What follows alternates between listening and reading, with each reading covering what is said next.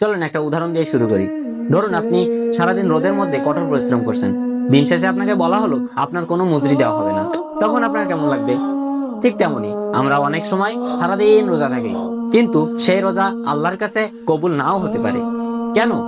রাসূল সাল্লাল্লাহু আলাইহি ওয়াসাল্লাম বলেন, অনেক রোজাদার আছে যারা রোজা রাখে শুধু ক্ষুধা পিপাসা পায়।